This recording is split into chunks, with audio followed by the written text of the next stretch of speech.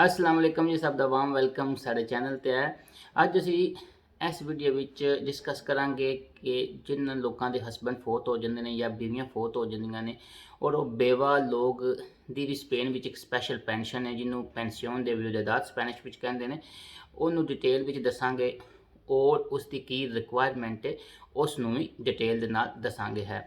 ਜਦੋਂ ਵੀ ਸਪੇਨ ਦੇ ਵਿੱਚ ਕਿਸੇ ਦੀ ਬੀਵੀ ਫੌਤ ਹੋ ਜਾਂਦੀ ਹੈ ਜਾਂ ਕਿਸੇ ਦਾ ਹਸਬੈਂਡ ਫੌਤ ਹੋ ਜਾਂਦਾ ਹੈ ਤੇ ਉਹ ਇੱਕ ਸਪੈਸ਼ਲ ਪੈਨਸ਼ਨ ਅਪਲਾਈ ਕਰਦੇ ਨੇ। ਇਹ ਜਿਹੜੀ ਪੈਨਸ਼ਨ ਹੈ ਪੈਨਸ਼ਨ ਦੇ ਵਿਰੁੱਧ ਇਹਨੂੰ seguridad social ਦੇ ਵਿੱਚ ਅਪਲਾਈ ਕਰਨਾ ਪੈਂਦਾ ਹੈ। seguridad social ਦਾ ਬੇਸਿਕਲੀ ਇਹਦਾ ਬੁਨਿਆਦੀ ਮਕਸਦ ਹੈ ਵੀ ਕਿ ਜਿਹੜੇ ਲੋਕ ਜਿਹਨਾਂ ਦਾ ਮੇਨ ਬੰਦਾ ਫੌਤ ਹੋ ਜਾਂਦਾ ਔਰ ਉਹਨਾਂ ਨੂੰ ਇਕਨੋਮਿਕਲੀ ਉਹਨਾਂ ਦੇ ਸਰਵਾਈਵਲ ਵਾਸਤੇ ਸਪੋਰਟ ਕਰਨਾ। ਮਤਲਬ ਹੈ ਵੇ ਕਿ ਉਹਨਾਂ ਨੂੰ ਬੇਯਾਰੋ ਮਦਦਗਾਰ ਨਾ ਛੱਡਣਾ ਹੈ। ਇਸ ਤੋਂ ਇਲਾਵਾ ਇਹ ਜਿਹੜੀ ਪੈਨਸ਼ਨ ਹੈ ਇਹ ਕੰਪੈਟੀਬਲ ਦੇ ਐਕਟੀਵਿਦਾਦ ਲਬੋਰਾਲ ਦੇ ਨਾਲ। ਐਕਟੀਵਿਦਾਦ ਲਬੋਰਾਲ ਦਾ ਮਤਲਬ ਹੁੰਦਾ ਕਿ ਤੁਹਾਡੇ ਕੰਮ ਦੇ ਨਾਲ ਕੰਪੈਟੀਬਲ ਹੈ। ਇਸ ਤੋਂ ਇਲਾਵਾ ਇਹ ਪੈਨਸ਼ਨ ਜਿਹੜੀ ਹੈ ਜਿਹੜੇ ਲੋਕ ਨਾਰਮਲ ਪੈਨਸ਼ਨ ਅਪਲਾਈ ਕਰਦੇ ਨੇ ਉਸ ਨਾਲ ਵੀ ਕੰਪੈਟੀਬਲ ਹੈ ਔਰ ਇਸ ਤੋਂ ਇਲਾਵਾ ਜਿਹੜੇ ਲੋਕ ਬਿਮਾਰੀ ਦੀ ਬੇਸ ਤੇ ਪੈਨਸ਼ਨ ਅਪਲਾਈ ਕਰਦੇ ਨੇ ਇਹ ਉਸ ਦੇ ਨਾਲ ਵੀ ਕੰਪੈਟੀਬਲ ਹੈ। ਇਸ ਤੋਂ ਇਲਾਵਾ ਇਹ ਜਿਹੜੀ ਪੈਨਸ਼ਨ ਹੈ ਇਹ ਸਿਰਫ ਇਹ ਨਹੀਂ ਹੈ ਕਿ ਜਿਨ੍ਹਾਂ ਦੀ ਹਸਬੈਂਡ ਮੀਆਂ ਜਾਂ ਬੀਵੀ ਦੋਵਾਂ 'ਚ ਕੋਈ ਫੌਤ ਹੋ ਗਿਆ ਉਹ ਅਪਲਾਈ ਕਰ ਸਕਦੇ ਨੇ, ਬਲਕਿ ਇਹ ਜਿਹੜੇ ਲੋਕ ਸੈਪਰੇਟ ਨੇ ਜਾਂ ਤਲਾਕ ਯਾਫਤਾ ਨੇ ਉਹ ਵੀ ਅਪਲਾਈ ਕਰ ਸਕਦੇ ਨੇ। ਸੈਪਰੇਟ ਜਾਂ ਤਲਾਕ ਯਾਫਤਾ ਦਾ ਕੀ ਮਤਲਬ ਹੈ ਕਿ ਜਿਹਨਾਂ ਲੋਕਾਂ ਨੇ ਪਰੇਖਾ ਦੇ ਹਿੱਚੋ ਕੀਤੇ ਅਸੀਂ ਹੈ ਹੁਣ ਉਹ ਖਤਮ ਕਰ ਦਿੱਤਾ ਹੈ ਉਹ ਵੀ ਅਪਲਾਈ ਕਰ ਸਕਦੇ ਨੇ। ਜਿਨ੍ਹਾਂ ਨੇ ਸ਼ਾਦੀ ਕੀਤੀ ਸੀ ਉਹ ਵੀ ਲੋਕ ਅਪਲਾਈ ਕਰ ਸਕਦੇ ਨੇ ਹੈ। ਲੇਕਿਨ ਇਸ ਦੇ ਵਾਸਤੇ ਜ਼ਰੂਰੀ ਹੈ कि ਜਿਹੜਾ ਬੰਦਾ ਮਰਨ ਵਾਲਾ ਹੈ ਉਹ ਵੀ ਇੱਕ ਖਾਸ ਰਿਕੁਆਇਰਮੈਂਟ ਪੂਰੀ ਕਰੇ ਔਰ ਜਿਹੜੇ ਲੋਕ ਪੈਨਸ਼ਨ ਦੇ ਬੈਨੀਫਿਸ਼ਰੀਜ਼ ਨੇ ਉਹ ਵੀ ਖਾਸ ਰਿਕੁਆਇਰਮੈਂਟ ਪੂਰੀ ਕਰਨ ਹੈ। ਹੁਣ ਅਸੀਂ ਇਸ ਦੀ ਸਮਝਦੇ ਹਾਂ ਕਿ ਇਸ ਦੀ ਰਿਕੁਆਇਰਮੈਂਟ ਕੀ ਨੇ, ਕੀ ਚੀਜ਼ ਉਹ ਮੰਗਦੇ ਨੇ ਹੈ।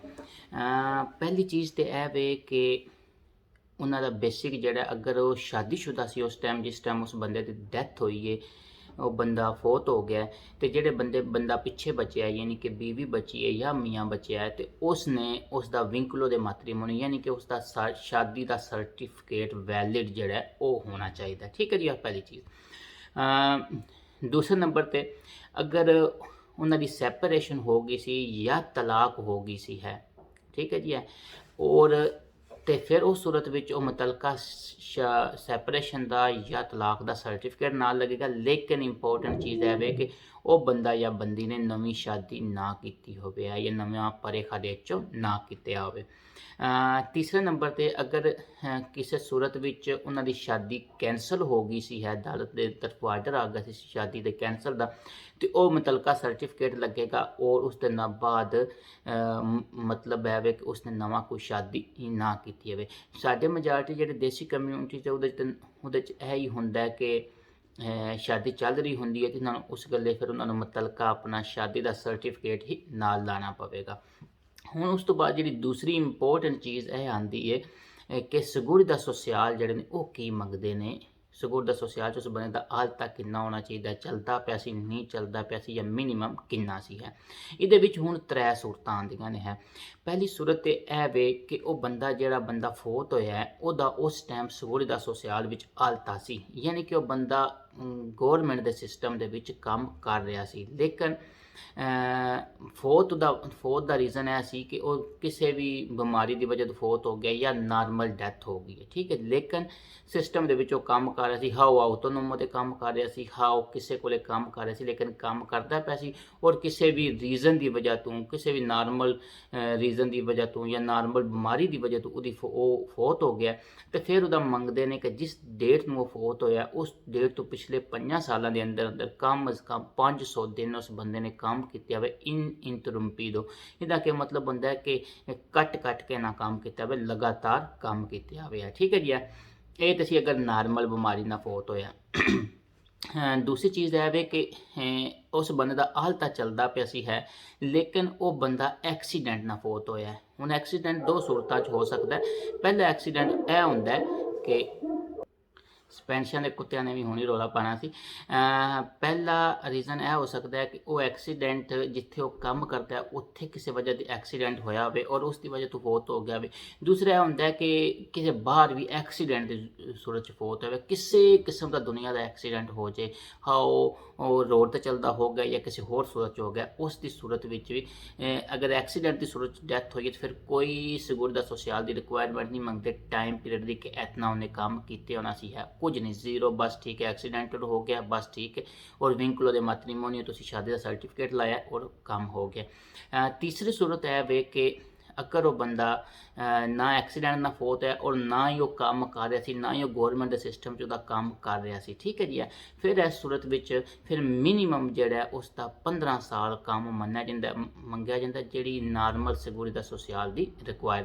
ਹੁਣ ਇਹ ਸਵਾਲ ਉੱਠਦਾ ਹੈ ਕਿ ਕਿਤਨੀ ਮਿਲੇਗੀ ਪੈਨਸ਼ਨ ਹੈ।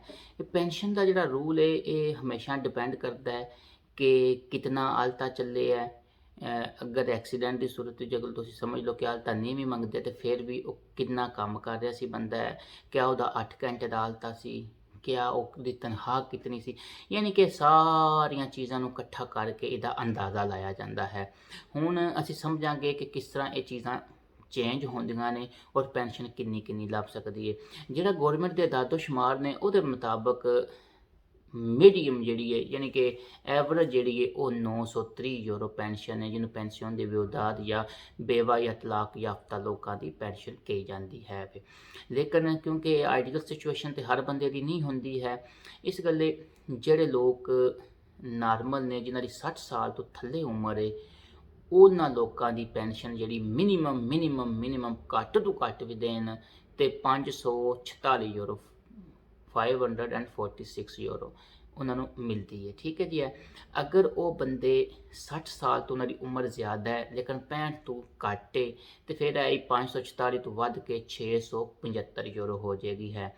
ਅਗਰ ਉਹਨਾਂ ਦੀ 65 ਸਾਲ ਤੋਂ ਉਮਰ ਜਦੋਂ ਜ਼ਿਆਦਾ ਹੋ ਜਾਂਦੀ ਹੈ ਤੇ ਫਿਰ ਇਹ 675 ਯੂਰੋ ਵੱਧ ਕੇ 721 ਯੂਰੋ ਹੋ ਜਾਏਗੀ। ਲੇਕਿਨ ਇਹਨਾਂ ਸਾਰਿਆਂ ਤੋਂ ਅਗਰ ਇਕੱਠਾ ਕੀਤਾ ਜਾਏ, ਅਗਰ ਉਹ ਬੰਦਾ ਜਿਹੜਾ ਪਿੱਛੇ ਬਚਿਆ ਹੈ ਮਿਸਾਲ ਦੇ ਤੌਰ ਤੇ ਉਹਦੀ 40 ਸਾਲ ਉਮਰ ਹੈ ਔਰ ਦੇ ਬੱਚੇ ਹਨ, ਇਹਨੂੰ ਕਹਿੰਦੇ ਨੇ ਕਾਰਗਾ ਫੈਮਿਲੀਆਰ, ਠੀਕ ਹੈ ਜੀ। ਕਾਰਗਾ ਫੈਮਿਲੀਆਰ ਜਿਹੜਾ ਇਹ 834 ਯੂਰੋ ਲੱਗੇਗੀ 546 ਦੀ ਨਿਸਬਤ, ਕਿਉਂਕਿ ਮੈਂ ਦੱਸਿਆ ਕਿ 60 ਸਾਲ ਤੋਂ ਥੱਲੇ ਵਾਲਿਆਂ ਦੀ 546 ਲੱਗੇਗੀ। ਲੇਕਿਨ ਅਗਰ ਉਹਨਾਂ ਦੇ ਬੱਚੇ ਨੇ ਤੇ ਫਿਰ ਮਿਨੀਮਮ ਕਹਿ ਰਹੇ ਹੋ ਸਕਦਾ ਉਸ ਬੰਦੇ ਜਾਂ ਬੰਦੀ ਨੇ ਕੰਮ ਅੱਛਾ ਕੀਤਾ ਤੇ ਉਸ ਦੀ ਜ਼ਿਆਦਾ ਵੀ ਲੱਗ ਸਕਦੀ, ਲੇਕਿਨ ਇਹ ਦਾਦੋ ਸ਼ੁਮਾਰ ਨੇ ਜਿਹੜੇ ਮਿਨੀਮਮ ਇਤਨੀ ਤੇ ਲੱਗਣੀ ਹੈ ਉਹ 834 ਯੂਰੋ ਹੋਵੇਗੀ। ਬਾਕੀ ਜੀਂਦੇ ਵਸਤੇ ਰਹੋ, ਦੁਆਵਾਂ ਯਾਦ ਰੱਖੋ। ਟੇਕ ਕੇਅਰ, ਅੱਲਾ ਹਾਫਿਜ਼, ਫੀ ਅਮਾਨ।